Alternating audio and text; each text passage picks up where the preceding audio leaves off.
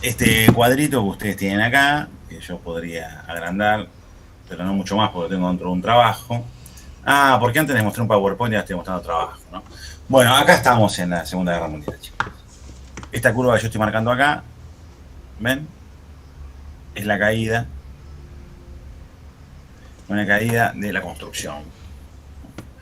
Entonces, lo que yo simplemente quiero comenzar a marcar es que efectivamente estamos frente a un shock externo, estamos frente a un shock externo y que eh, va a afectó seriamente a la economía argentina. Oh, esperen que estoy re lento. Esperen un segundo. ¿Qué le pasa a esta porquería? Voy a abrir el Power de vuelta. Ay. Voy a decir a mi favor que estuve hasta recién con el articulito este, que en cualquier momento me va a arruinar la vida. Ahora sí. No sé qué. Ahí no vemos nada, profe, ¿eh?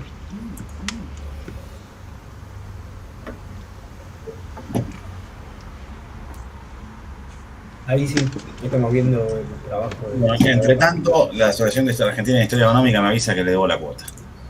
Bueno, voy a achicar un poco para que yo le pueda ver las caras. ¿Estamos de acuerdo? Sí, profe.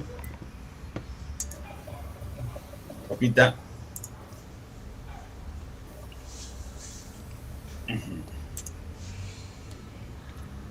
Ahí estamos. Bueno, vamos a trabajar con tres textos que son los de Rapaport, el de Berchonov y Entúnez y el de Juan Carlos Torre en la compilación de Lynch, ¿no? Entonces, ¿por dónde comenzar? Básicamente por la siguiente idea. Olvídense del PowerPoint, ahora volvemos. Prestenme atención. Lo primero que hay que entender sobre el contexto económico y social de la segunda posguerra es que al menos desde mediados de la década del 30, quizás desde antes, al menos desde mediados de la década del 30, repito, la economía nacional, la política nacional, los actores de la política nacional leían la realidad económica argentina a partir de la experiencia internacional. Y los clivajes políticos, las coaliciones, las alianzas, se organizaban en buena medida en función de la realidad internacional. De manera que los clivajes respondían básicamente a los avatares de la Guerra Civil Española, los avances y retrocesos de los fascismos y luego de los avatares del conflicto militar. Este es el único gran ordenador de la política argentina en esta etapa, no, por supuesto que no. Hay otros ordenadores, pero vamos a entrar después. Son dos o tres. El primero, digamos, ustedes ya lo conocen, a partir de 1930 hubo un golpe de Estado que resulta de una serie de procesos de reorganización se terminó transformando en formalmente una república y una democracia, pero que funcionaba de forma fraudulenta, y eso le daba a la política muchos tintes. Uno de ellos era un importante elemento faccioso, ¿no? Es decir, parte del funcionamiento de las alianzas políticas tenía que ver con la coalición entre facciones. Por otro lado, otro gran ordenador de la política argentina en esta etapa tenía que ver con los reacomodamientos que habían supuesto el shock que había significado para la Argentina la crisis del comercio internacional que se desató a partir de 1929,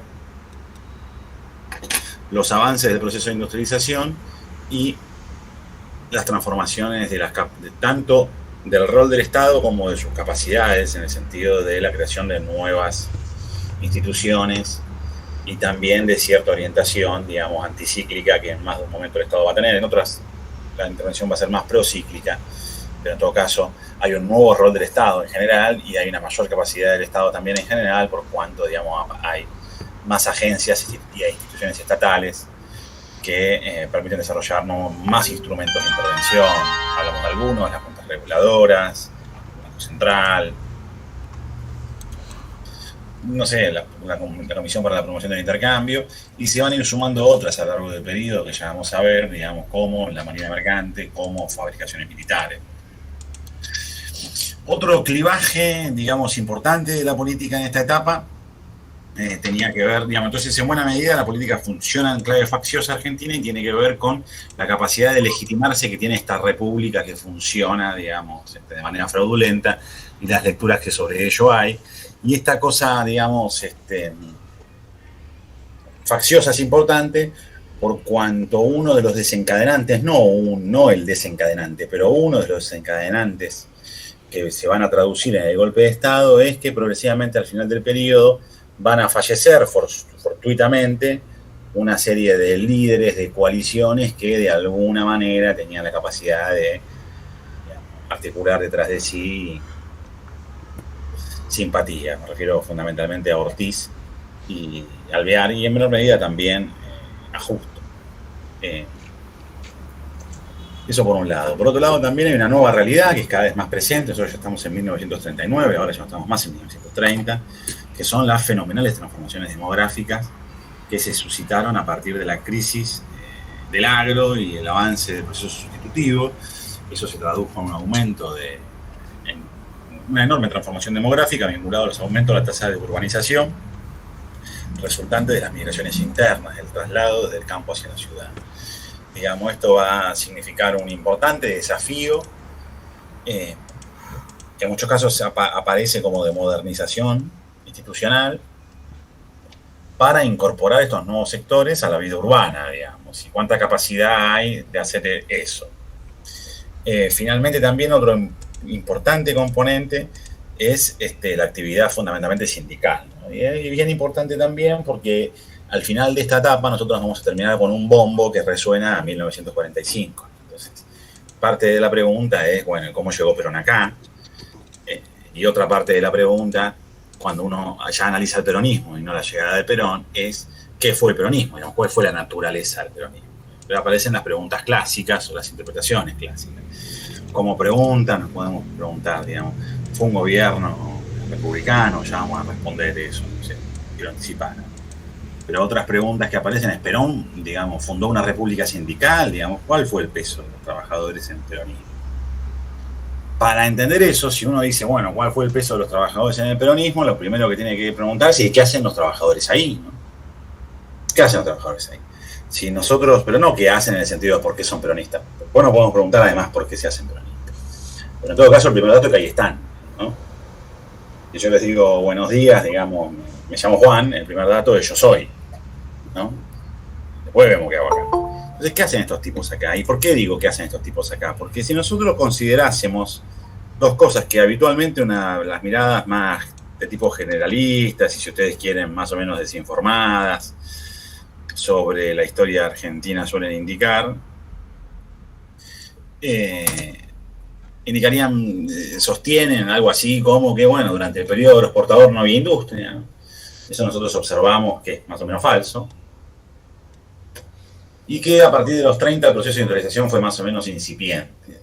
Eso también requiere muchísimos ajustes. ¿Por qué?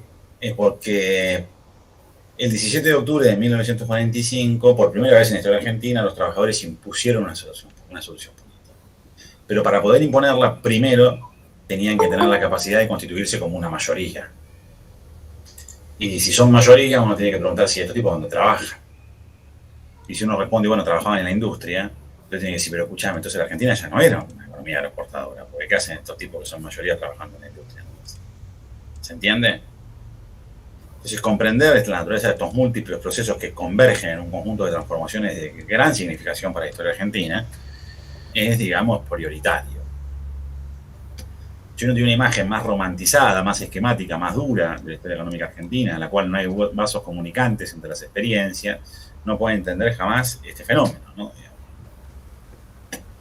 De hecho, es parte un poco de de las lecturas que hacen las agrupaciones que no apoyaban a Perón en 1945. Ustedes recuerdan que las primeras, o algunas de las primeras interpretaciones tienen que ver con esto de, y acá esto funcionando, utilizando el lenguaje nativo, ¿no? Digamos, cabecita negra, o en todo caso los descamisados, es decir, cierta sorpresa, por ejemplo, para el Partido Socialista, para el Partido Comunista, los que movilizan en el 17 de octubre de 1945 son el lumpenproletariado, dicen así, el lumpenproletariado.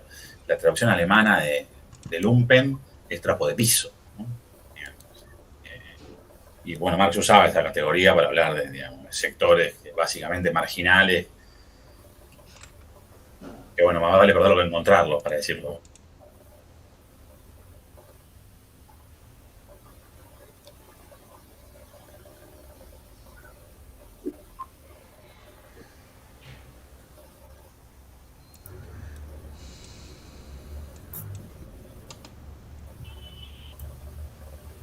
Lo perdimos. Sí, se fue de la reunión. Queda todo tu cargo, Sebas, ¿eh? No, ahí volvió, creo, pero está silenciado, ¿no? Sí, está silenciado. Ahí está, ahí volvió.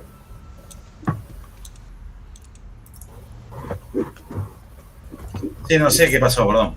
Son los problemas de hablar más del movimiento constitucionalista. No, yo no hablo mal, al contrario. No hablo mal, digamos. Es la mirada de los actores del periodo, digamos. Ya, si la clase nos alcanza, vamos un poco a ver un poco esas miradas. Bueno, entonces uno ve estas fotografías y ahora cobran un poco más de sentido, digamos, porque ese meeting que uno ve, si yo no me recuerdo mal, Sebastián, es de 1934, pero puede ser. Es del 38, abril del 38 en el Luna Park. En el Luna Park, que es una movilización, digamos, de los habitantes de Argentina que están a favor del nazismo, ¿no? Que, digamos, por supuesto no eran mayoría, pero existían, digamos, ¿no? Hace poco volvieron a reflotar esa imagen. Sí, claro. Ahora, digamos, para nosotros los historiadores no buscamos repartir culpas, pero sí, en todo caso, reponer las perspectivas del periodo, ¿no?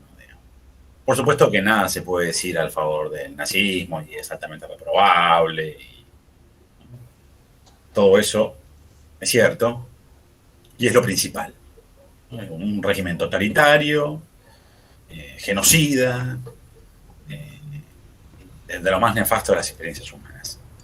Pero sin embargo, hay que entender, digamos, que y vuelvo a repetir, voy a tener mucho cuidado, porque esto es importante de comprender. El nazismo, inicialmente, digamos, es uno más de los movimientos, digamos, fascistas, y tiene en su discurso mucho más marcado el antimarxismo que el antisemitismo. Esto, digamos, la historiografía lo conoce muy bien, no dice ninguna genialidad, y para tener cuidado, porque es un tema sensible, voy a decirle, era un clásico que es Ian Kershaw, ¿no? ¿Por qué es importante esto? Porque yo les decía hace un ratito que los clivajes políticos en Argentina hacia finales de los 40 en Argentina se constituyen en buena medida a partir de las miradas que hay de la evolución de la política internacional. Y uno de los clivajes, por supuesto, es pro-eje. Está claro que los nazis, digamos, son fascistas, o eran fascistas, y que eran racistas, ¿no? Ahora, 1938 a 1939, inclusive 1940 y pocos, es un contexto que permitiría apoyar un régimen fascista y racista sin conocer la existencia de los campos de concentración. ¿Se entiende? Y por supuesto que siempre es altamente reprobable cualquier experiencia de tipo racista. Sin embargo, creo que tenemos que reponer la mirada histórica y reflexionar en torno de la idea de que, aunque era reprobable en el periodo y es reprobable ahora, digo esto porque estoy teniendo cuidado de si soy o no soy anacrónico, no lo soy, era reprobable también en el periodo, existían infinidad de actores que decían, digamos, el antisemitismo es una locura, pero una cosa es ser antisemita y otra cosa es estar a favor de la Shoah o el Holocausto o un genocidio en masa, ¿se entiende? No es lo mismo. En ese sentido, no va a significar para buena parte de los actores políticos argentinos y otros lugares también, no significa exactamente lo mismo la adhesión al nazismo previa al holocausto que posterior al holocausto. Y esto no pone matices. Por supuesto que ya habían pasado la noche de los cristales rotos, y se habían organizado pogroms. Digamos, nadie podía ser ingenuo, ¿no? Nadie podía ser ingenuo, pero el volumen de lo que después se conoció, todavía en algún caso, A, no había acontecido, B, podía ser relativamente desconocido. Vuelvo a repetir, esto no exculpa a nadie, sino que tratando de reponer cuáles son los orígenes de las simpatías pro-eje, que vienen dadas, por supuesto, por los sectores fascistas, por supuesto que hay una cuestión vinculada al paisanaje en torno a la alemanidad que existe en Argentina, por supuesto que también hay alemanes antinazis, ¿no?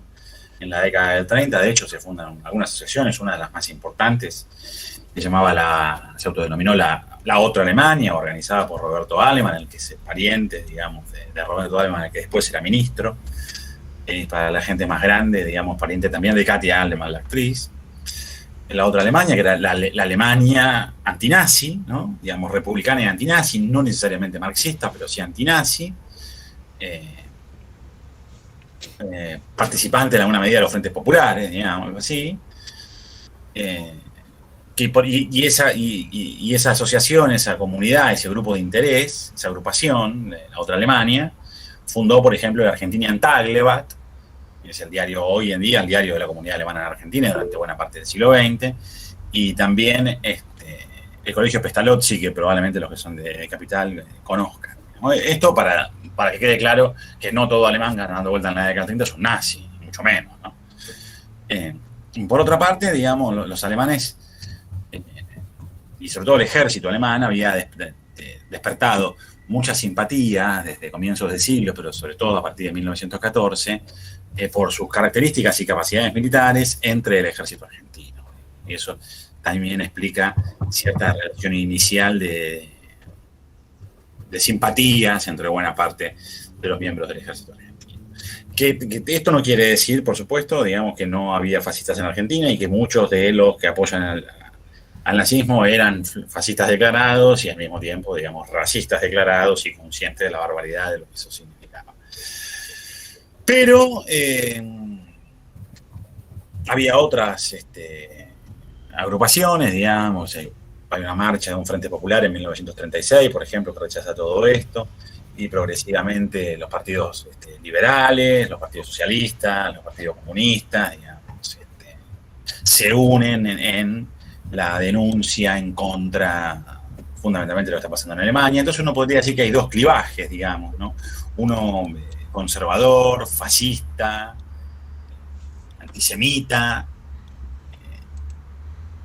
corporativista, y otro, digamos, más bien heredero de la tradición liberal del siglo XIX en sentido amplio, ¿no? Y estos sectores, digamos, al mismo tiempo, asumen posiciones confrontadas en torno a la guerra. Unos son pro-aliado y otros son pro-eje. Sobre esto, por supuesto, también va a influir la diplomacia, que ahora vamos a ver un poco, que también va a condicionar las filiaciones de estas facciones.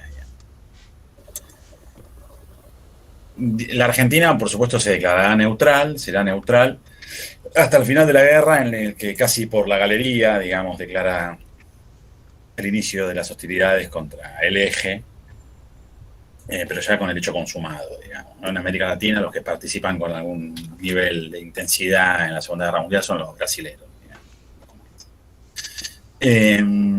Bueno, entonces, ¿cuál era la situación política bajo el régimen neoconservador de la Concordancia? Y acá el neo no es menor, digamos, ¿no? Porque estamos diferenciando de los conservadores pre-1914, ¿no? Aquellos que uno podría decir habían conducido la política argentina en el periodo 80-14 y que en última instancia al final del periodo, los últimos años del periodo, estaban agrupados en torno al PAN y sus derivados. Decimos neoconservadores porque después del golpe de 1930, digamos, existe la perspectiva, vuelvo a repetir, de que hay que sostener una república, que la Constitución es un norte, pero que la ciudadanía y la sociedad argentina no son lo suficientemente modernas y racionales como para cumplir con otras pautas que indicaría la racionalidad moderna, que para estos militares y neoconservadores básicamente es votar al olvidar, digamos, o expresiones similares. El primero de estos presidentes, que había sido Agustín P. Justo, ¿no? Que era un militar, incluso era un militar golpista de gran prestigio entre las Fuerzas Armadas y luego también, digamos, en el resto de la sociedad civil. Gobernó la Argentina a través de un régimen fraudulento entre 1931 y 1937, y dentro de ese régimen fraudulento, como formalmente había una república, existían algunos bolsones de modernidad y democracia, digamos, más o menos transparente, sobre todo en la capital federal y en la ciudad de Rosario, ámbitos en los que tenían mayor participación lo que era, además del Partido Radical, que a partir de 1937 va a levantar, digamos, va a participar de elecciones. También el Partido Socialista Independiente y el Partido Demócrata Progresista, los conservadores, digamos, van a participar sobre todo de la arena política de los espacios que acabo de referir, que son como bolsones de democracia.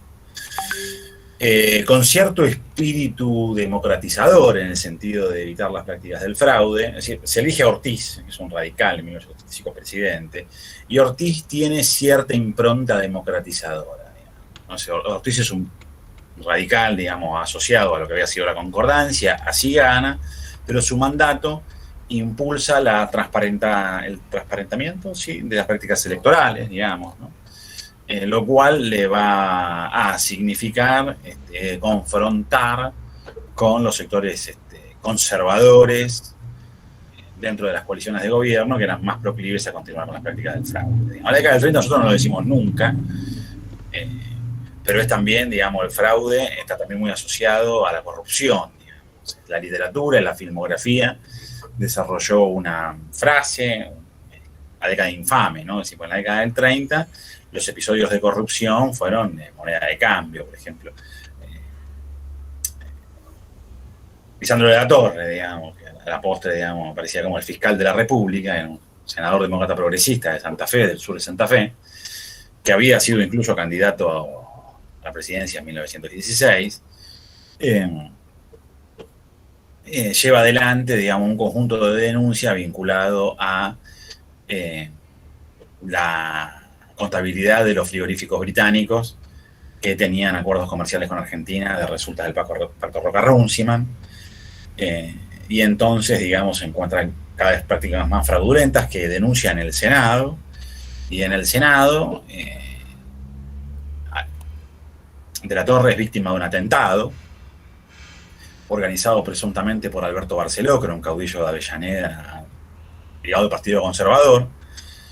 El compañero de bancada de la Torre, Enzo Bordaberry, se interpone ahí en el atentado y lo terminan matando. De resultas de esa situación, Lisandro de la Torre acusa a Federico Pinedo, el ministro de Economía, de estar tras bambalinas de todo esto, y Federico Pinedo y Lisandro de la Torre se terminan batiendo a duelo. Y allí es que se le corta la cara a Lisandro de la Torre y después que lo conocemos como una persona con barba. Luego finalmente termina suicidándose Lisandro de la Torre, y en los motivos del suicidio, por supuesto, no me voy a meter porque tiene que ver un poco más con una cuestión más psicológica, psiquiátrica, ¿no? Pero ahí tenemos un caso de una enorme corrupción, también otros vinculados con los puertos de Rosario, que vencían las concesiones y se extendieron, los fraudes de tierras en el Palomar, digamos. Tenemos una república que funciona fraudulentamente en términos de las prácticas electorales, pero también en clave muy corrupta, ¿no? Esto hay que decirlo. Entonces, la combinación de estas prácticas políticas sumadas a las experiencias de fraude, sumado, digamos, a la ausencia de la legitimación popular, justamente porque la democracia no está funcionando, sino que está haciendo trampa, progresivamente este régimen va perdiendo, digamos, su capacidad de actuar, ¿no? Es decir, su legitimidad. Esto es importante porque para que funcione la política necesitamos no solo la legalidad, la institucionalidad, sino también la legitimidad, ¿no? Es decir, que el resto de los actores reconozca que lo que yo hago, no quiero decir legítimo para no ser redundante, pero sea legítimo. Yo siempre pongo un ejemplo muy exagerado, que puede ser que en términos legales esté equivocado inclusive, pero vale bien la pena decirlo por su capacidad pedagógica. Vamos a suponer que en este momento salgo a la calle y me encuentro con una anciana de 105 años, digamos, lisiada de varias maneras y ciega, que me pide que la ayude a cruzar la calle. No hay ningún peligro de vida, por supuesto, pero me pide yo voy a cruzar la calle y yo le digo, no, señora, la verdad que no tengo ganas. Bueno, en principio eso es perfectamente legal, pero realmente es muy poco legítimo, digamos. Todos ustedes dirían, ¿qué estás haciendo, campeón? Entonces, la mirada de los actores, digamos, la mirada de la sociedad civil sobre las prácticas políticas son importantes por cuanto, digamos, permite construir un sustrato de legitimidad que es importante para hacer política, ¿no? Y esa legitimidad es la que está perdiendo el régimen.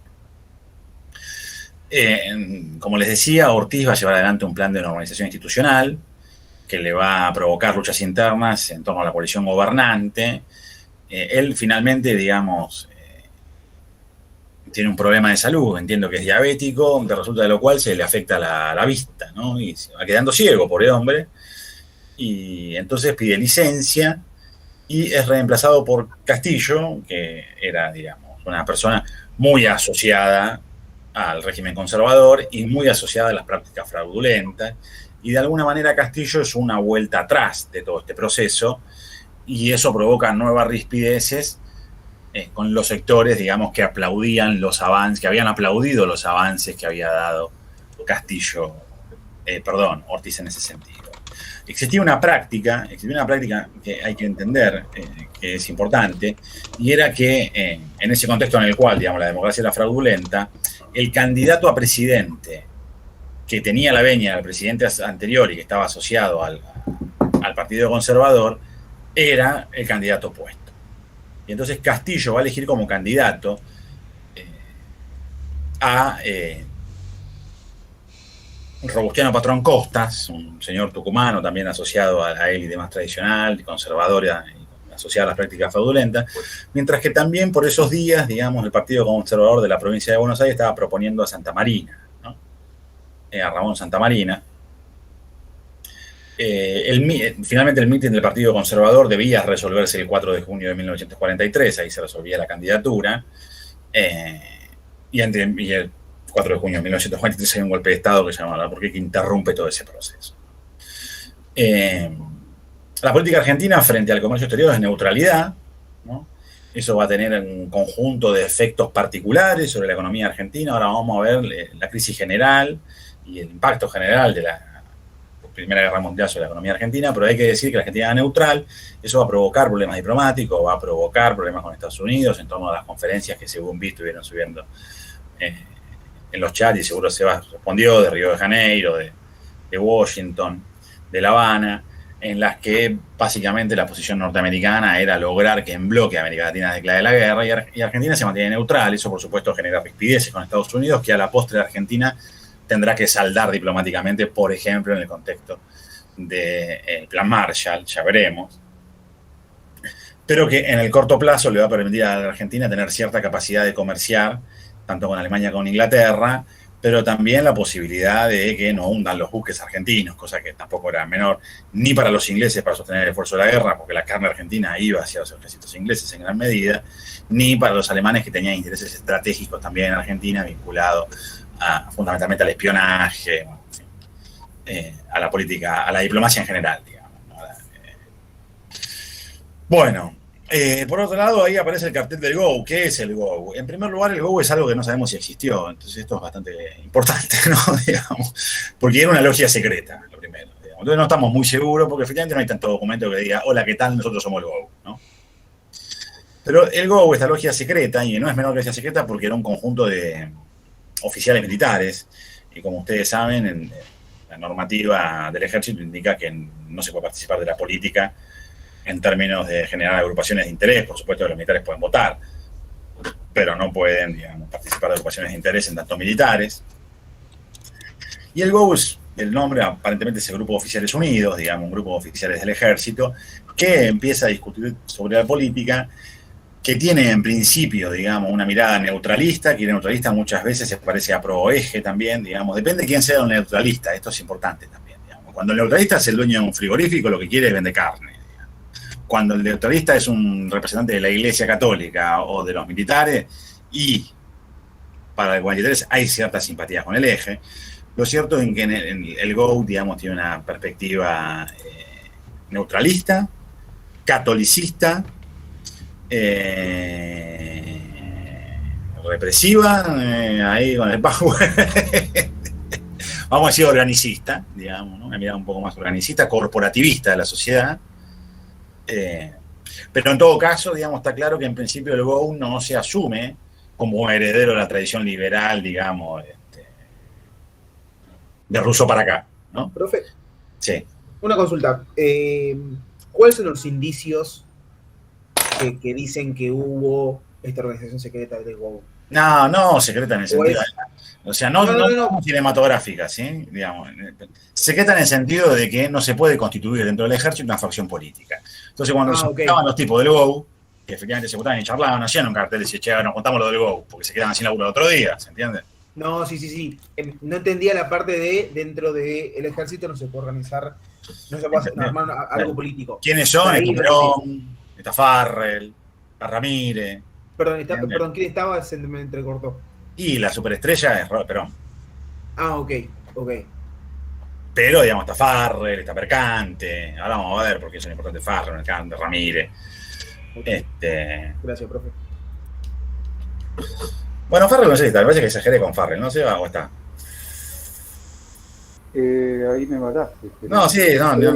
Digamos que las relaciones eran fluidas, sí. Sí, eso sí. Pero y acá hay otro elemento que va a aparecer después en otras filminas y en otra parte de la clase, pero quiero que entiendan.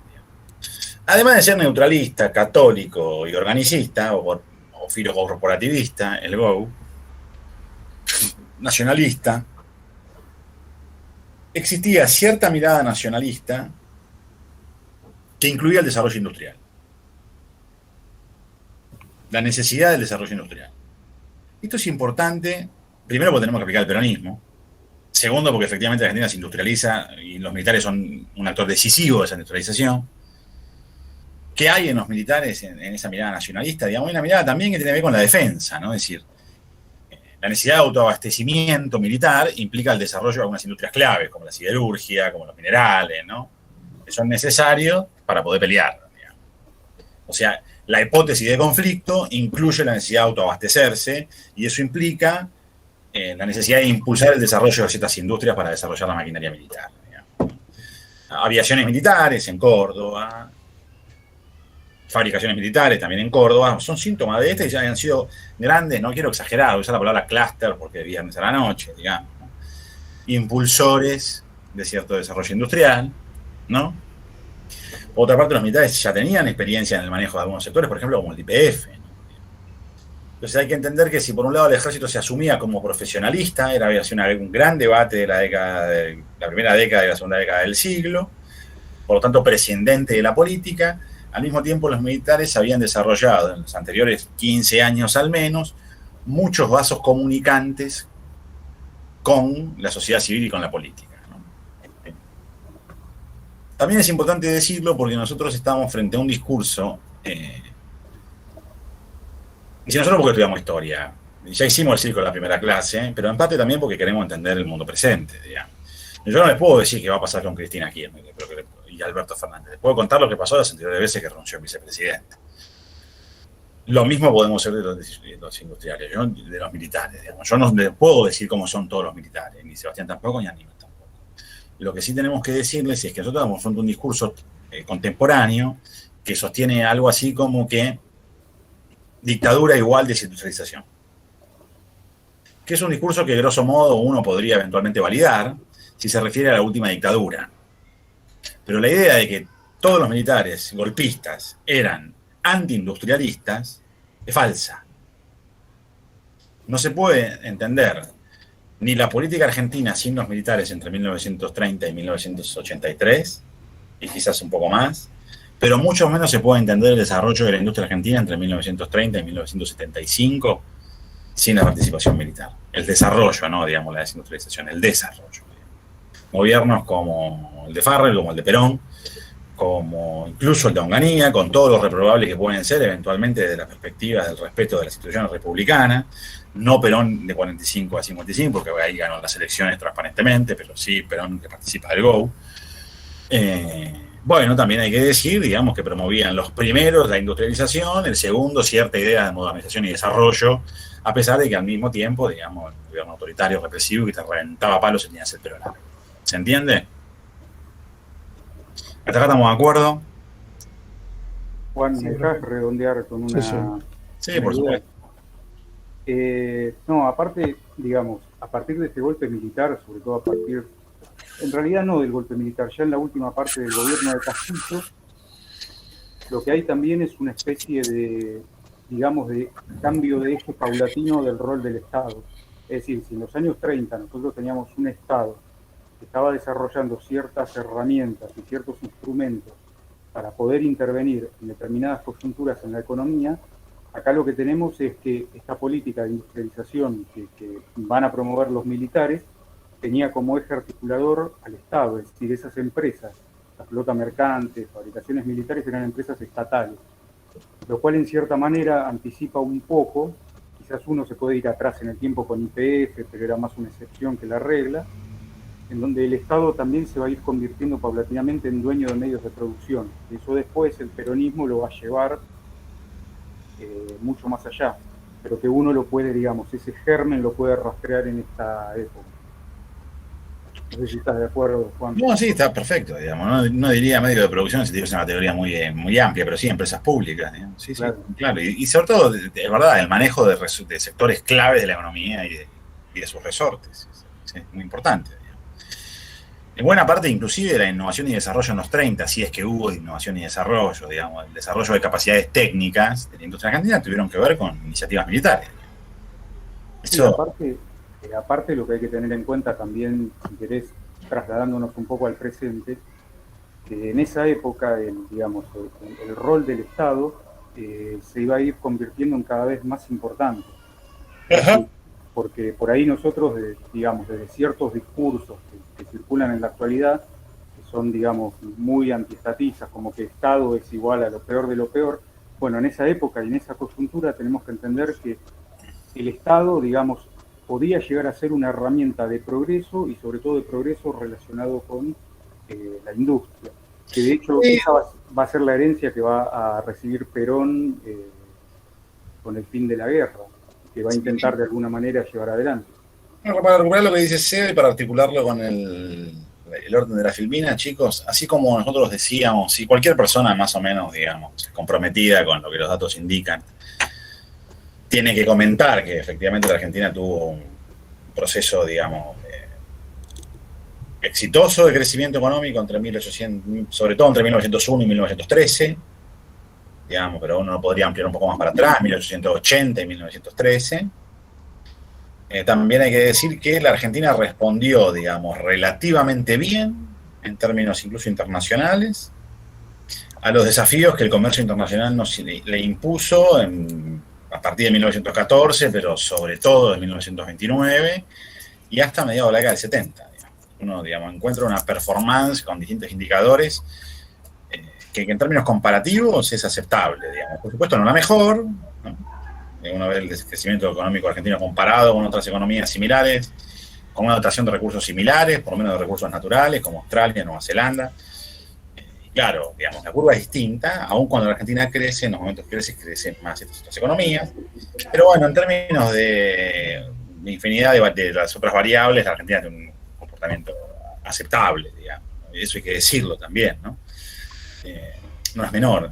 Y es importante también porque, bueno, uno de los desafíos principales que propone la Segunda Guerra Mundial, o de los efectos principales que acarrea la Segunda Guerra Mundial, es intensificar el proceso que comienza en el 14, si ustedes quieren, y se intensifica en el 29, de industrialización por sustitución de importaciones. Que se había caracterizado, y esto, digamos, se agudiza en la década del 30, por el desarrollo de industrias livianas, con mano de obra intensiva, y se había concentrado sobre todo en los sectores metalúrgicos y textiles, también alimentos y también construcción. La Segunda Guerra Mundial en principio va a profundizar ese proceso.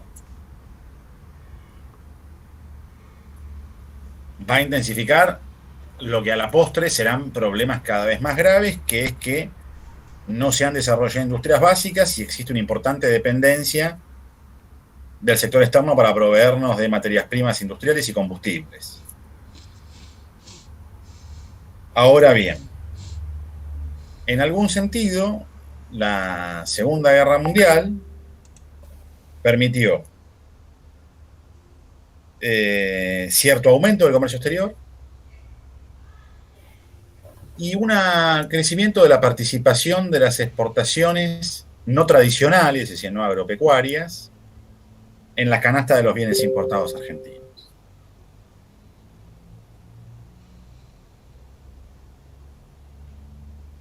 La Primera Guerra Mundial había provocado un escenario, digamos, inicialmente lo que se espera es un escenario crítico, y así se entiende, por ejemplo, el Plan Pinedo.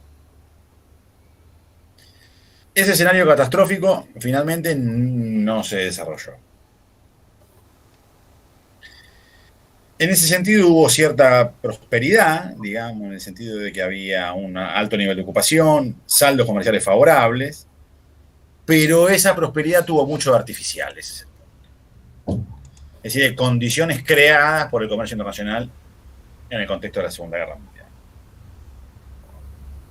El grueso del comercio exterior argentino se concentró en los países aliados,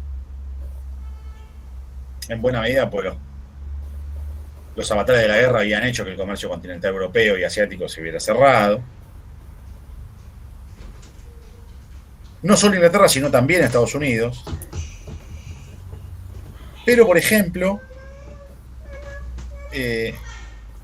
va a aumentar mucho el comercio de bienes, digamos, tanto la participación de América Latina en la importación de productos agrícolas argentinos, por ejemplo el caso de Brasil con los cereales, como también de los niveles de exportación de industria argentina a América Latina. Es decir, el contexto de escasez de productos industriales que provoca la Segunda Guerra Mundial va a generar un efecto, digamos, muy estimulado, por otra parte, por la creación de la Comisión de Promoción del Intercambio del 41, va a generar un bolsón favorable para las exportaciones, digamos, industriales de Argentina.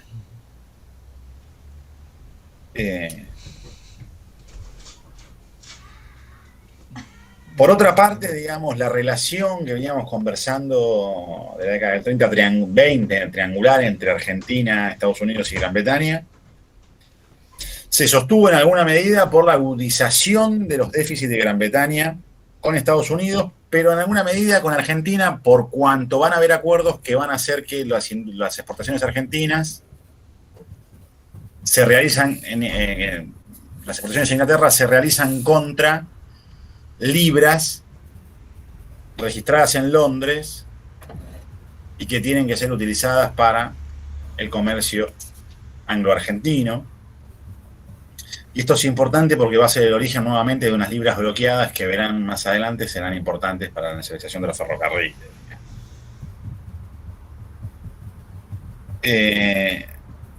Argentina acordó la continuidad del aprovisionamiento de materias primas y alimentos a cambio de acreditar pagos en Londres. Esto es lo importante.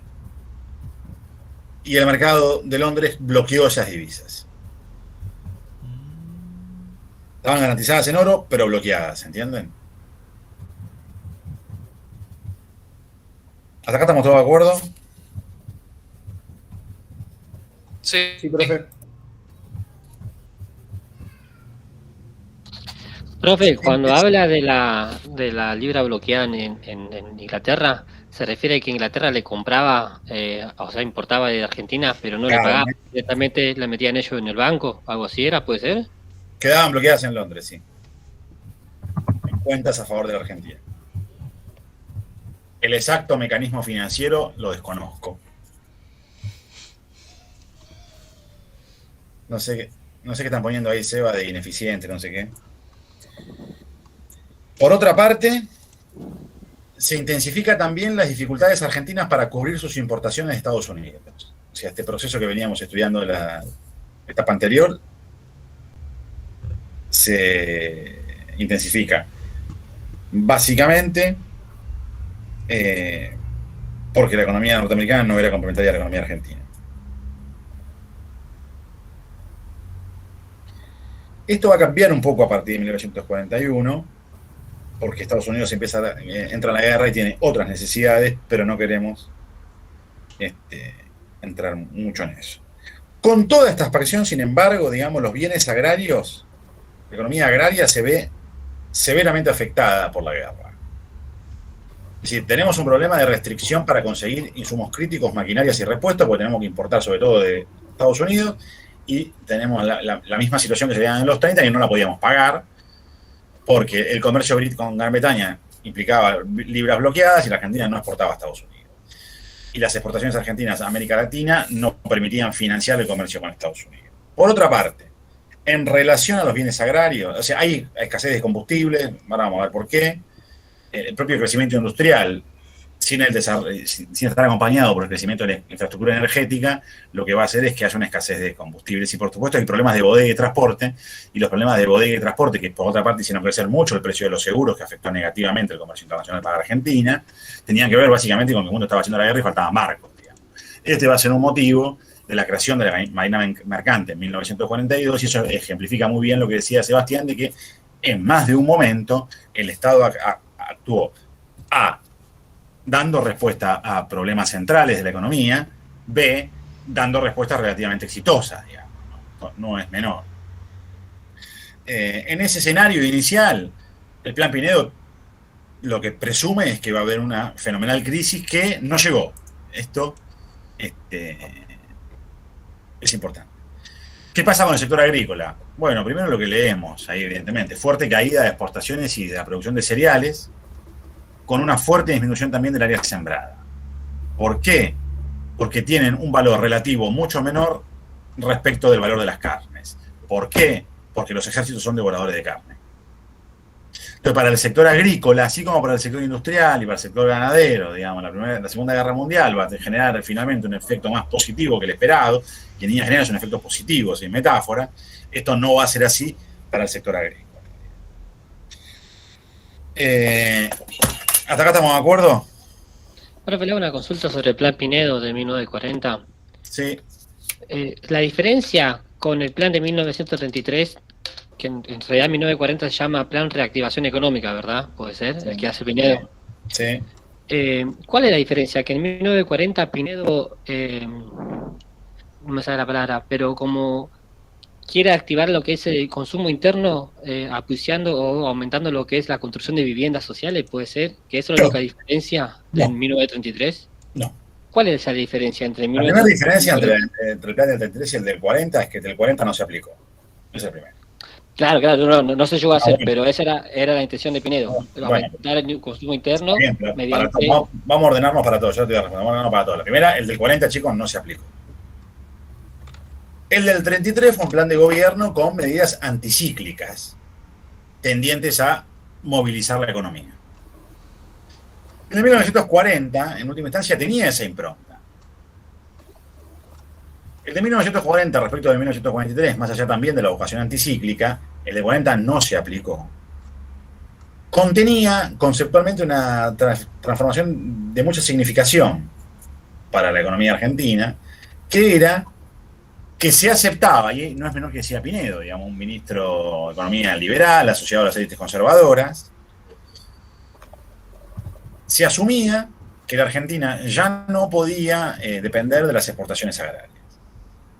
Que básicamente la inserción de la Argentina a través pura y exclusivamente de sus ventajas comparativas, en función de su dotación de recursos naturales, fundamentalmente, había llegado a su fin. Que la industria era una realidad, que era una realidad que debía ser atendida, y que era una realidad que era necesaria para lograr altos niveles de crecimiento, niveles importantes de crecimiento económico y de desarrollo.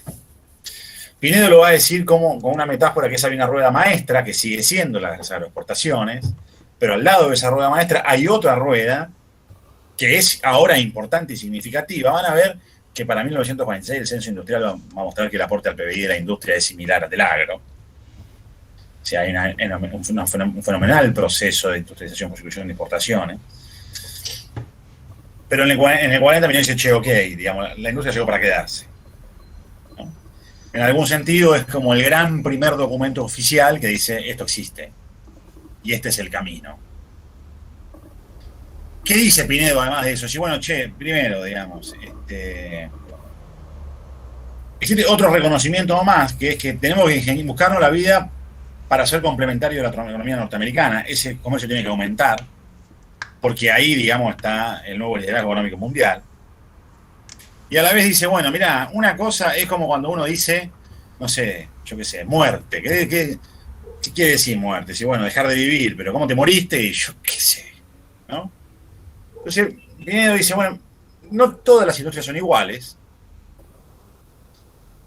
y esa distinción sectorial para la Argentina va a ser importante, ¿sí? Porque ¿qué problema tenemos nosotros? Si, bueno, faltan recursos, hay escasez de maquinaria, de equipo, de combustible, o sea, tenemos problemas para importar.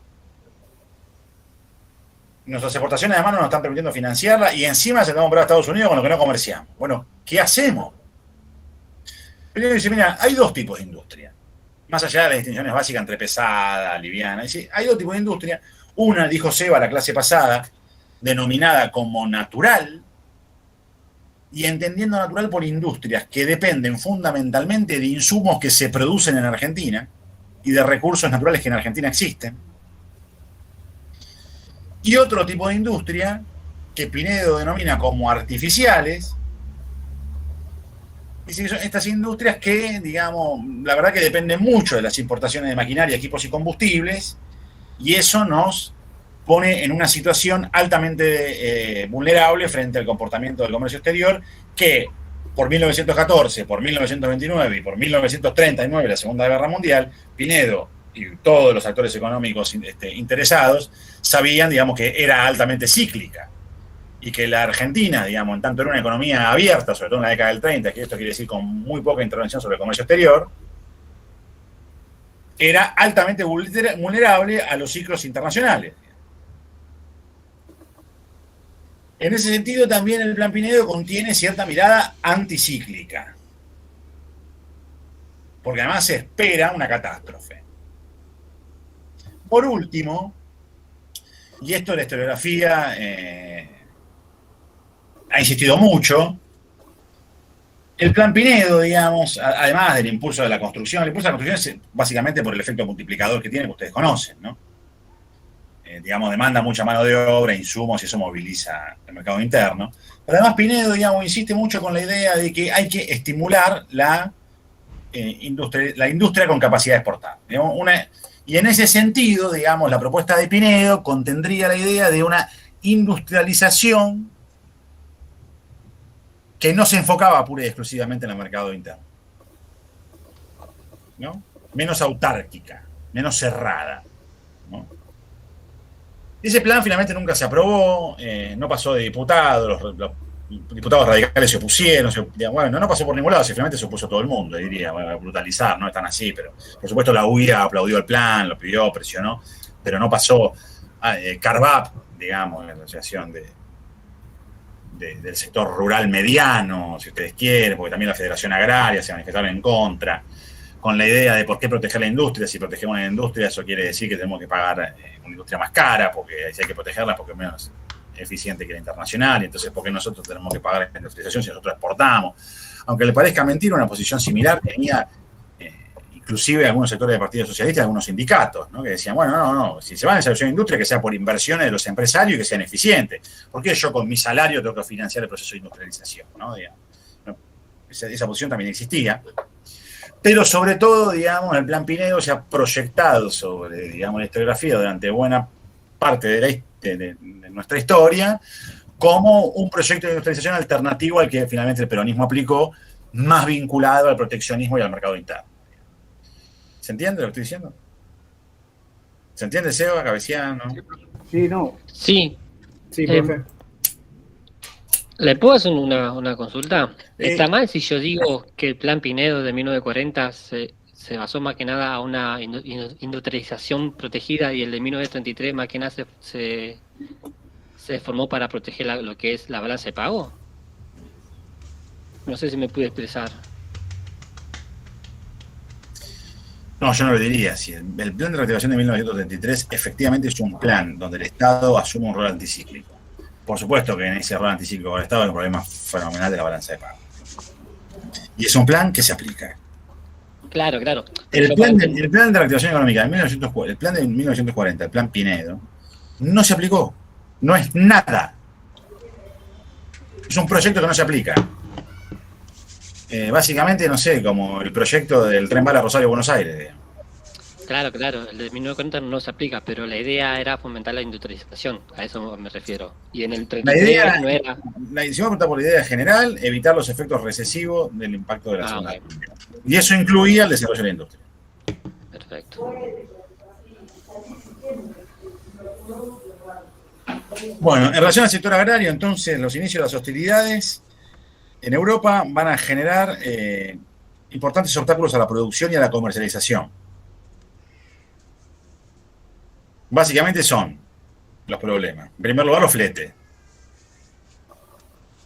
Su precio, los seguros, el comercio invisible, ¿no? Lo que se conoce en comercio internacional como el comercio invisible. La falta de bodega.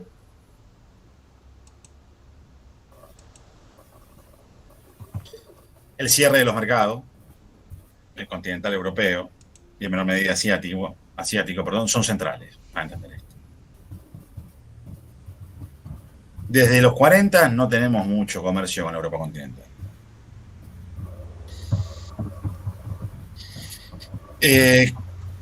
¿Hasta acá estamos de acuerdo?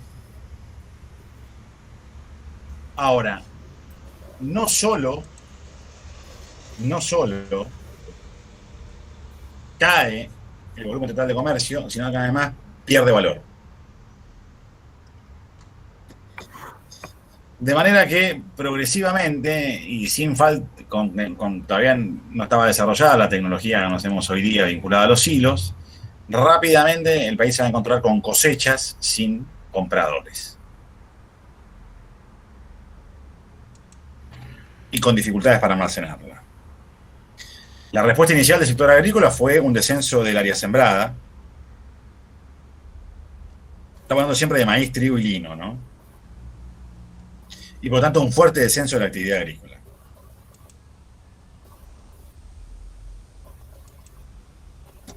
Al mismo tiempo,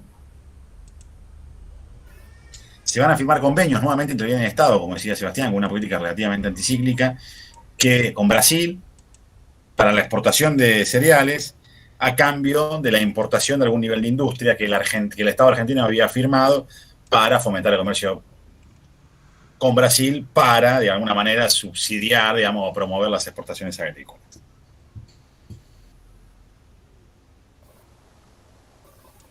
No obstante, esto no alcanzó y el gobierno progresivamente se vio obligado a la adquisición de producción agrícola, garantizando precios mínimos.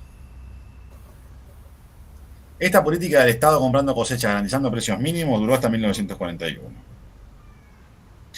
¿Qué institución tenía el Estado? Y acá esto es importante respecto de lo que había hablado Sebastián, ¿no? Las capacidades estatales. La Junta Nacional de Granos. La Junta Reguladora de Granos, perdón. ¿Hasta acá estamos de acuerdo? Sí. De hecho, profe, ese grano, según el texto, cuando hubo la escasez de gasolina, de nafta, se llegaron a quemar haciendo el proceso de biocombustible. Sí, no sé cómo, sí, pero no quiero decir biocombustible porque supone una tecnología que quiero tener cuidado, ¿no? Juan, ¿me dejas una cosita agregar? Sí. No, lo que tiene que quedar en claro para mi gusto respecto al sector agrícola, más allá de la cuestión coyuntural de la guerra, es que el sector agrícola ya venía con problemas desde los años 30. Esto que pasa en la guerra es como llovido sobre mojado. Es importante el dato que tiró Juan recién de que los 3 productos principales que exportaba Argentina, que son trigo, maíz y lino, van a retroceder mucho en cuanto a hectáreas sembradas, y eso ténganlo en cuenta porque después, más adelante, cuando haya que generar divisas y cuando el mercado interno aumente su participación en el consumo de esos mismos bienes, nos vamos a encontrar con un problema bastante importante que se va a prolongar mínimo hasta principios de los años 60. ¿Ah? Entonces, que retengan eso, o sea, es un problema bastante importante para este sector, más allá de que, retomando un poco el tema de la industria, lo que tiene también que quedar en claro es que en esta época se va a dar un debate respecto, bueno, a qué hacemos con la industria, cuánto industrializamos, hasta dónde, pero lo que tiene que quedar bien claro es que la industria se convierte ya en un dato de la realidad. ¿ah? Entonces tenemos por un lado un agro estancado y una industria que va, digamos, ganando cada vez mayor importancia. Bueno, después vamos a ir viendo cómo, digamos, cómo va a confluir todo eso y cómo se va a ir desarrollando, pero el agro sufre un golpe bastante importante en esta época y creo que se va a notar mucho en los años siguientes, sobre todo en la época del peronismo, cuando hablemos de la restricción externa y de las crisis de stop and go. No, para reforzar lo que decía Sebastián, nada más es importante que quede claro que desde el 30 hasta la Argentina no va a romper la barrera, digamos, que había provocado la caída de las exportaciones en los 30, sino hasta principios de los 60. Bueno, la caída es sostenida. Bueno, otro problema de la guerra fue la dificultad para acceder a combustibles y un déficit energético, ¿no? Ahí sí, estas cosechas que el Estado compraba, con lo que cumplía una función anticíclica, se utilizaba también como combustible. Por supuesto que tenía menos poder calórico y se concentraba fundamentalmente en los ferrocarriles. ¿Hasta acá estamos todos de acuerdo? Sí. Sí, profe. De manera que, como ven, digamos, cuando uno sectoriza, inicialmente dice, bueno, es un shock del comercio exterior. A. B. En línea general la cosa no fue tan mala. De hecho, hubo cierto nivel de prosperidad. C. Esa prosperidad fue más o menos artificial. D. Sectoricemos. A. Sector agrícola. Mal. Pero, como dijo Seba, ese mal viene de antes. Y, agrego yo, dura después. B. ¿Qué pasó con el sector industrial? Bueno.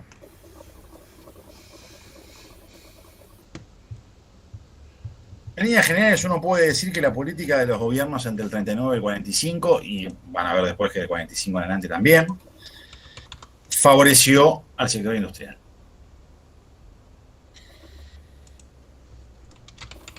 Al arsenal de medidas y instituciones y agencias y capacidades estatales que se habían desarrollado a partir de los 30, se van a sumar facilidades crediticias que va a dar el Banco Central para el desarrollo del sector agrícola.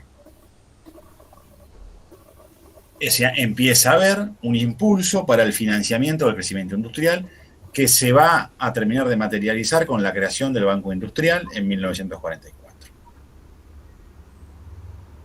Pero no es la única institución.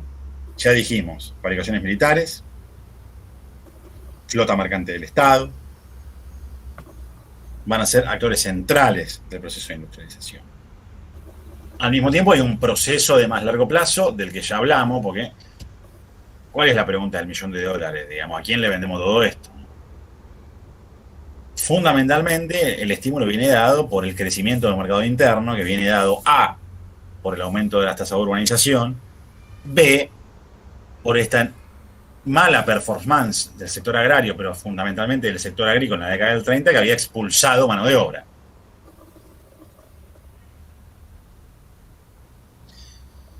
Continúa este proceso que la clase pasada habíamos identificado como de industrialización liviana y, digamos, lejos de la frontera tecnológica, ¿no? Es decir, tenemos un proceso de industrialización que tiene que ver con la ocupación de la capacidad ociosa y con una alta intensidad de uso de mano de obra en talleres que en general no excedían a 100 empleados, o sea, con escalas bajas, de manera que, digamos, uno podría decir brutalmente, como decían Murmis y Portantiero, digamos, efectos pedagógicos sobre todo, que se trata de un proceso de industrialización, vuelvo a repetir, a efectos pedagógicos, un proceso de industrialización sin revolución industrial, ¿no? Digamos, esto está claro, chicos. Esto es importante respecto, digamos, de los encadenamientos hacia atrás, de los encadenamientos hacia adelante y el desarrollo de toda una infraestructura de creación, de acumulación de capital en el doble sentido, de metálico para inversiones, pero también de maquinaria y de combustibles. ¿Hasta acá estamos de acuerdo? Sí, profe. Sí. ¿Alguna pregunta? Profe, los actores centrales, ¿cuáles les dijiste que eran? Tita Merelo. ¿Actores centrales de qué?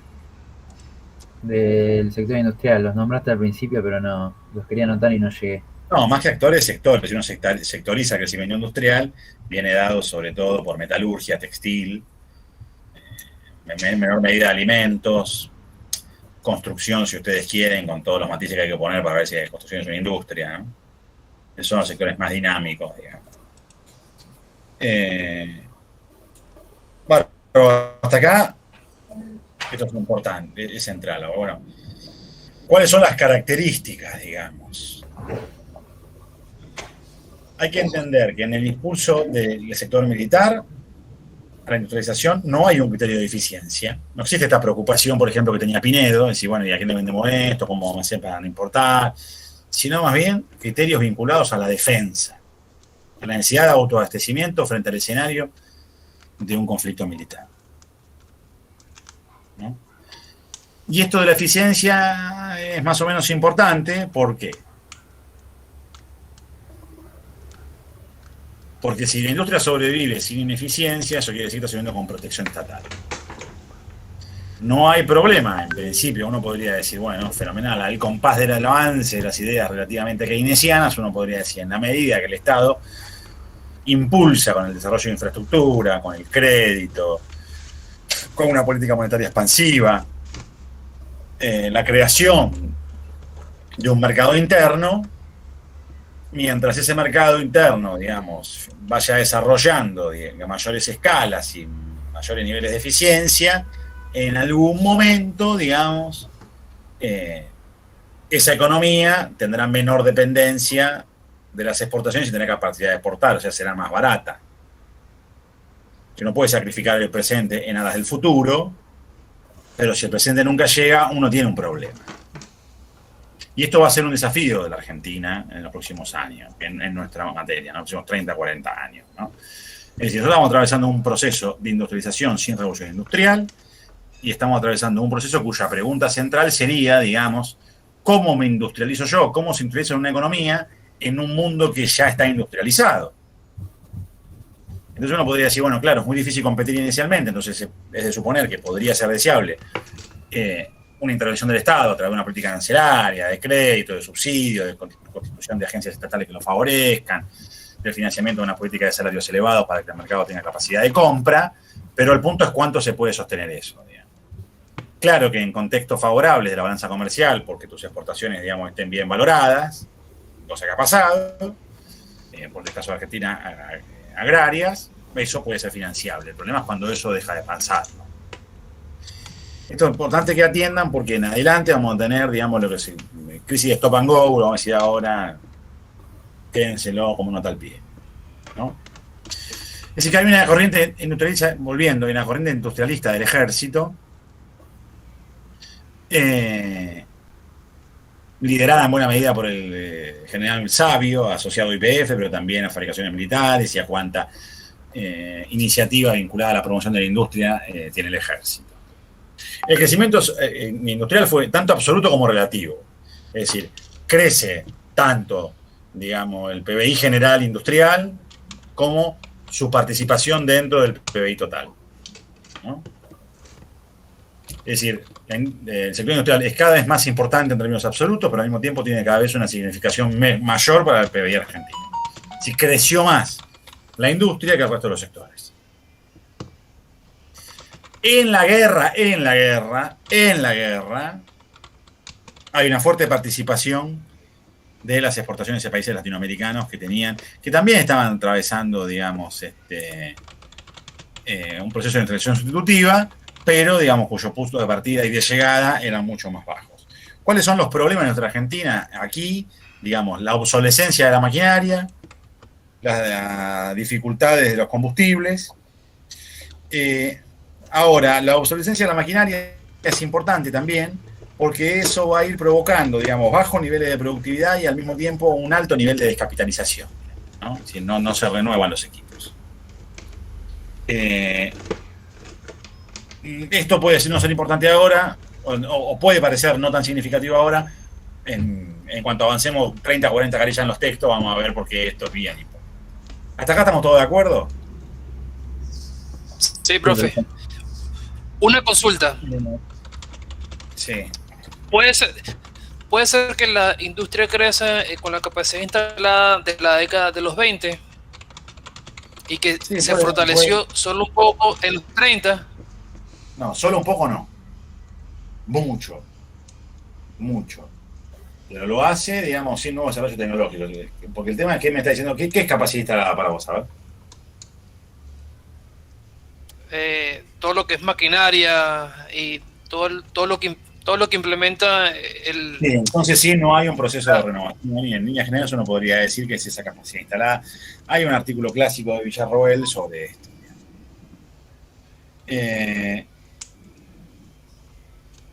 ¿Hasta acá estamos de acuerdo? Ahora bien, la política económica, ¿qué podemos decir las tendencias generales? Bueno, por lo que hemos señalado, digamos, por las libras bloqueadas, por el aumento de las exportaciones a América Latina y porque hay dificultades para comprar bienes porque escasean. El contexto general es que sobran divisas. Algunas no se pueden gastar, los fondos bloqueados, y faltan bienes. Faltan bienes porque el mercado internacional no ofrece bienes de capital. Esto va a tener un impacto inflacionario. ¿Por qué? Porque hay un aumento de la capacidad de compra sin que haya un aumento de la demanda o de la cantidad de bienes para satisfacerlo. O equilibrada, ¿se entiende? En principio empezamos a tener efectos que distaban de ser los recesivos, ¿no? Porque a la vez tenemos un aumento de la cantidad de ocupación y un aumento del salario industrial.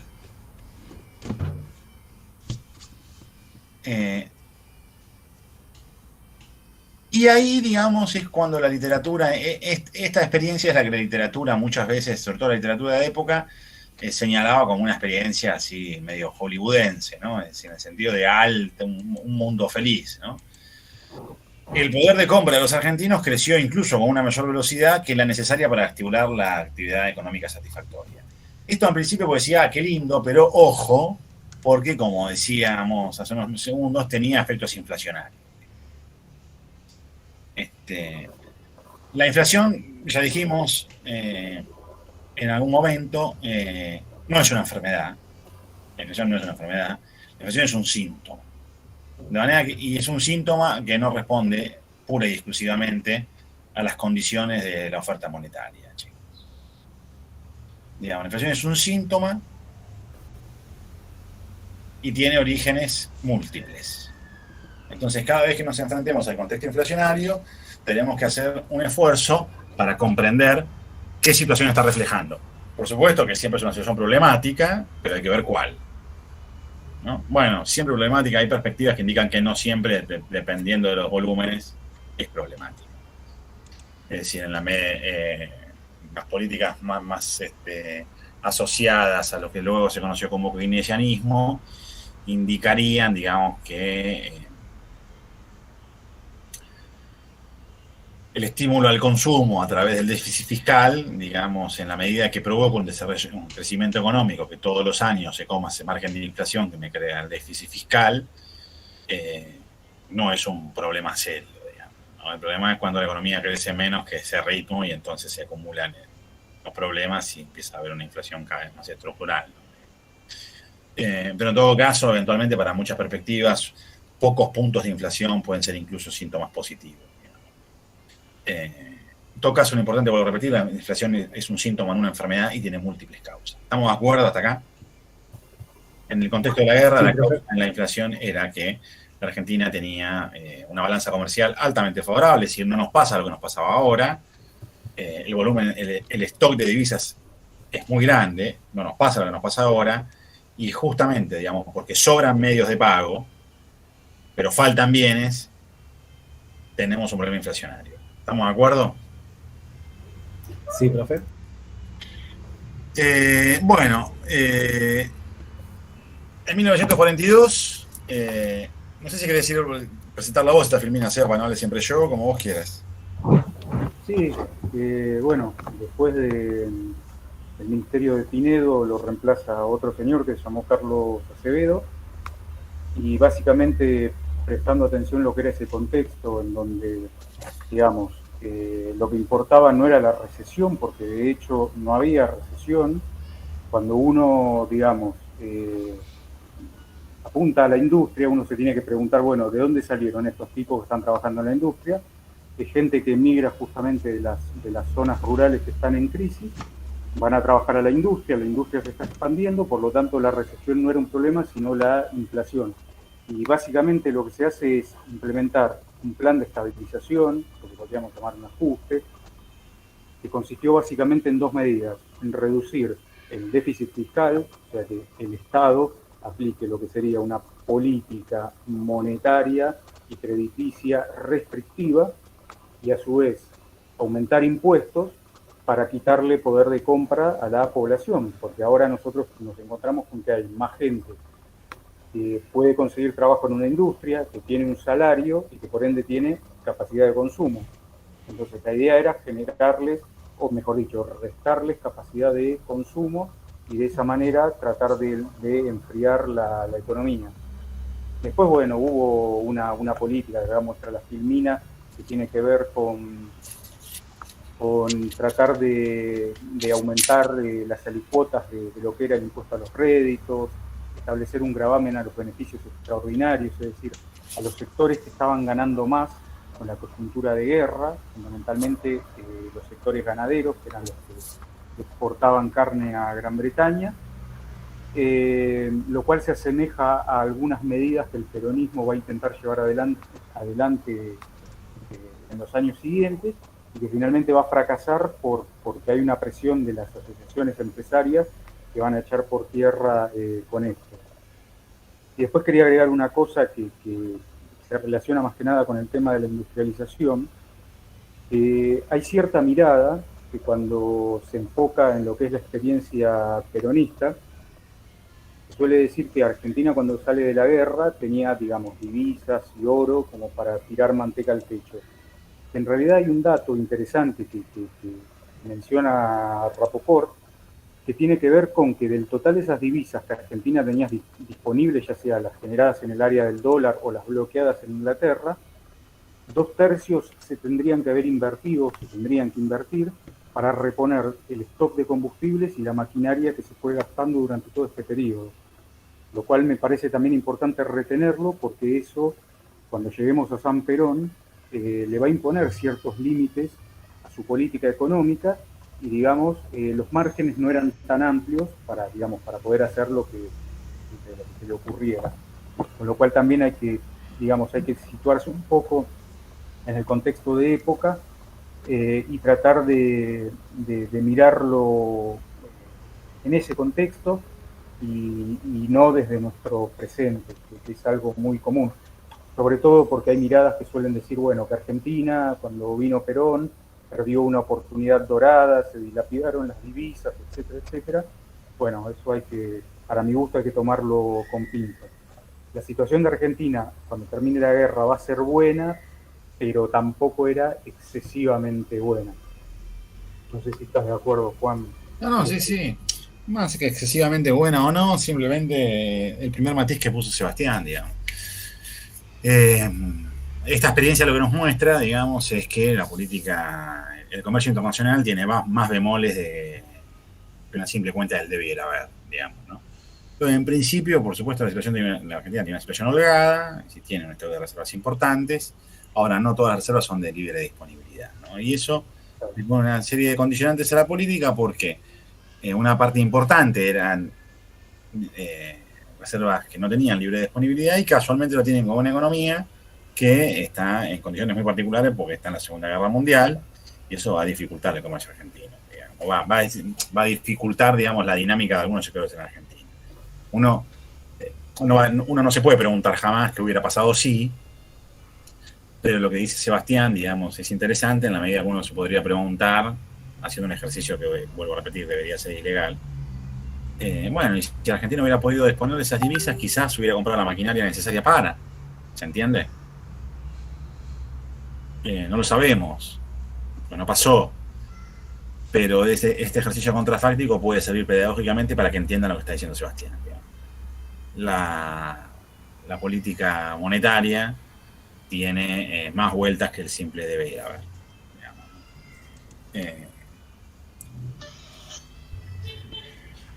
Bueno, Profe, sí.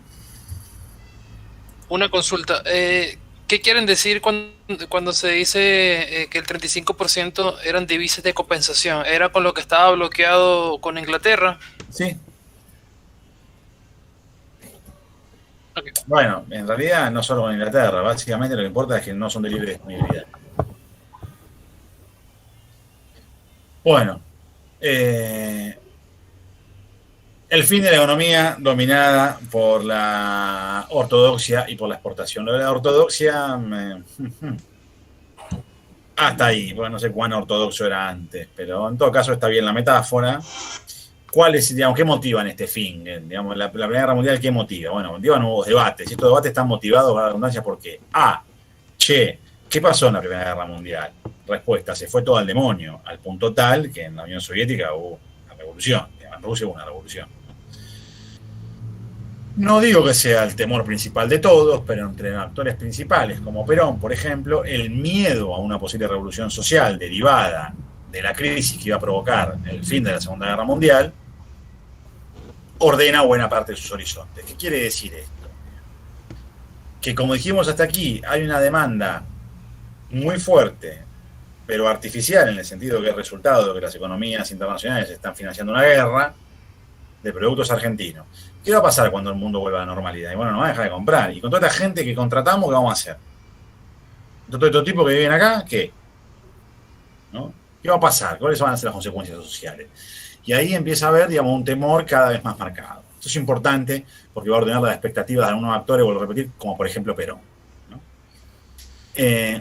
Por otro lado, digamos, es una metáfora que la que viene, estamos siempre hablando de niveles de intensidad, digamos, no es la primera vez a partir de la Segunda Guerra Mundial que en Argentina las políticas económicas van a tener una influencia decisiva, pero digamos, casi les diría que es la estocada final para la idea de que la economía se equilibra naturalmente y en adelante tendremos, digamos, gestiones económicas que parten de la idea de que el Estado es un actor central del direccionamiento de la economía y de que debe, digamos, desarrollar políticas pro y anticíclicas según sus objetivos e idealmente en algún caso según su planificación.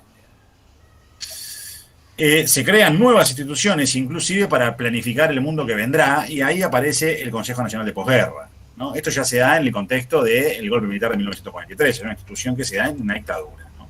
Le vuelvo a repetir de la que Perón participa y acá quiero ser claro, digamos, Perón es muchas cosas, entre ellas A, un militar golpista, B, un campeón mundial de la democracia en el sentido que se cansó de ganar elecciones.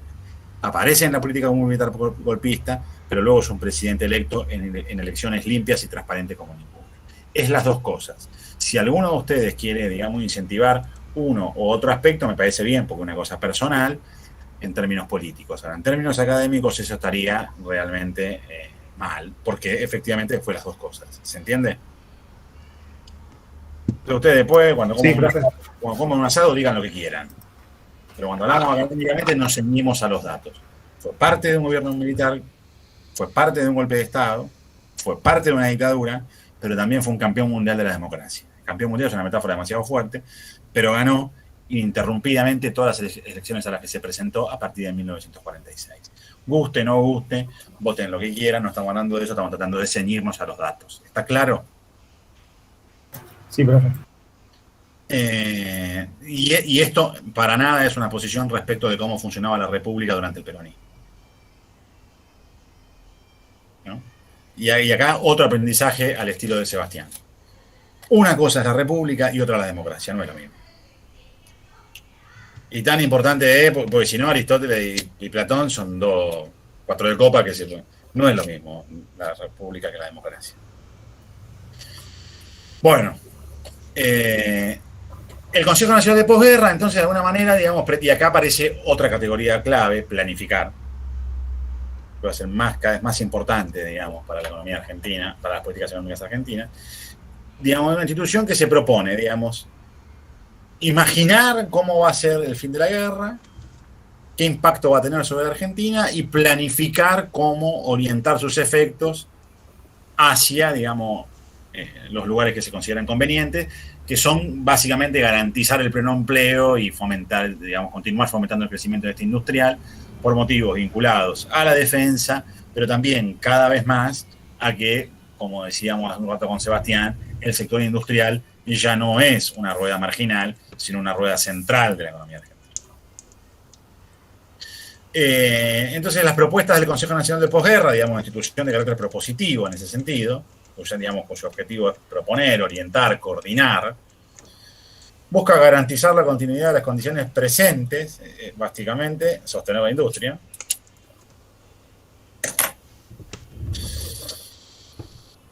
y, digamos, presume que es necesario realizar un conjunto de cambios para que, sin esa protección artificial que había dado la guerra, se pueda continuar desarrollando el sector. Pero hay otro elemento que no es menor, que es que, digamos, ya en el Consejo Nacional de Posguerra no se habla de industria artificial, natural, se habla de industria. Eso es un dato. Hay cada vez más participación corporativista, la UIA, por ejemplo, ¿no? Digamos, acciones gremiales empresariales participan en las discusiones políticas. Se consolida la idea de que es necesario subsidiar el sostenimiento del sector empresarial. Básicamente estamos hablando de crédito, de protección arancelaria y de salario alto. Y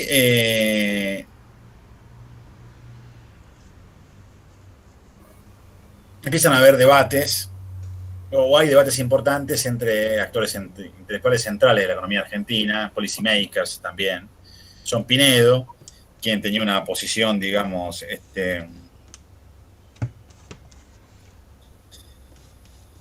que era la que contamos en el plan Pinedo, vale la redundancia, que era que hay un sector central, maestros, que son las agroexportaciones, pero junto con ella, digamos, hay que sostener el sector industrial. En cambio, Raúl Prebisch, que es quien luego desarrollará la tesis Prebisch-Singer y estará, digamos, será uno de los creadores de la CEPAL y uno de sus directores, sostenía, digamos, en cambio, que el crecimiento industrial había sido artificial.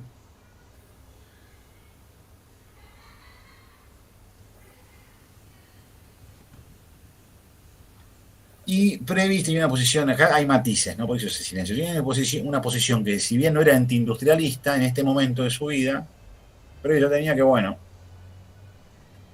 que había habido mucho de crecimiento industrial que tenía que ver con las condiciones creadas por la posguerra, que eso no había que apoyar, que había que separar la paja del trigo, que efectivamente había una industria que valía la pena apoyar, pero que no era todo el crecimiento industrial. Es un tema de matiz, pero en ese sentido el matiz de Prebisch es más fuerte. Luego tenemos otras intelectuales que aquí no aparecen, como Alejandro Bunge, que en cambio tienen una posición más decididamente proteccionista y más decididamente industrialista, y van a tener alguna influencia en algunos actores claves de la política de la dictadura y posteriormente del peronismo, como José Figueroa. La guerra termina y se firman los acuerdos de Bretton Woods, que ustedes conocen, que le ponen fin al patrón oro. Y a la Belle Époque, ¿quién puso Belle Époque? ¿Se va vos o Aníbal? No, fue Aníbal. Le puso fin al patrón oro, definitivo, a la estocada final del patrón oro, y se crean un conjunto de instituciones multilaterales que tienden a buscar garantizar un comercio multilateral sobre la base de un tipo de cambio fijo, pero acordado y financiado por instituciones internacionales. Fundamentalmente el FMI, que es un prestamista de última instancia de balanzas de pagos, para evitar devaluaciones, aunque en sus programas contiene la posibilidad de devaluar, pero se supone que son devaluaciones correctivas de las productividades medias, no, digamos, para ganar competitividad. El Banco Mundial, que va a financiar, digamos, el desarrollo, infraestructura, y el GATT, ¿no? Que es una institución, digamos, es que ahora no se llama más, ¿cómo se llama? La Organización Mundial de Comercio. Y el GATT, que es una institución que tiende a facilitar el comercio multilateral, digamos. El GATT va a terminar de eliminar definitivamente la cláusula de la nación más favorecida, y lo que va a hacer es que cada miembro del GATT le otorga las facilidades que tiene con cualquier nación a todas las naciones miembros del GATT. También se crea la OTAN, ¿no? Es importante. La posición de Keynes en la creación del FMI, hay dos posiciones fuertes en la creación del FMI, la de Keynes y la de White. Keynes es el representante británico, White el norteamericano. La de Keynes, digamos, un poco recuperaba la experiencia británica del siglo XIX e insistía con la necesidad de que se inyectara mucha liquidez y que el FMI funcionara como un prestamista de última instancia, pero laxo, ¿no? Y básicamente con fondos aportados por Estados Unidos. Estados Unidos tiene una posición, digamos, frente al comercio internacional un poco más proteccionista, liberal en su proyección, pero proteccionista en términos del funcionamiento general del comercio mundial. Y también, por otro lado, va a tener una actitud mucho más prescindente que la que tenía Gran Bretaña hasta 1914. Gran Bretaña asume su rol de líder del comercio internacional y financista del comercio internacional, y Estados Unidos va a sostener mucho menos. De manera que la posición de Keynes, que implicaba crear el famoso Bancor y tal, no va a suceder, y va a ganar la posición norteamericana, digamos, liderada por White, que entre otras cosas creo que White vino de Argentina, digamos, como agregado comercial en los 30, 40, al final del 39, 40, y dijo, no, Argentina es bárbara, ¿cómo que es estos tipos? No sé qué, bueno, después lo pasó. Hay una ampliación del rol del Estado también, digamos, ya no solo en Argentina. Vamos a empezar a conocer los famosos estados, a la postre, famosos estados de bienestar, digamos, ¿no? En ese sentido, el peronismo no es necesariamente una argentinada en sus concepciones, en algunas de sus concepciones generales, en otras, por supuesto que sí. Bueno, se va a crear la ONU. Esto no. Un poco para cerrar la clase, por eso no queremos entrar tanto, y aparte se supone que lo conocen en Historia Económica y Social General. Y finalmente, digamos, va a aparecer el problema de la reconstrucción europea, y de ahí, digamos, va a surgir la cuestión del plan Marshall y el financiamiento norteamericano, y van a aparecer dificultades para la Argentina de resultados de haber sostenido la neutralidad más de lo que se le recomendaba. Dicho todo esto, no pienso agregar una sola palabra más, salvo que hagan preguntas, en cuyo caso prefiero que las responda Seba.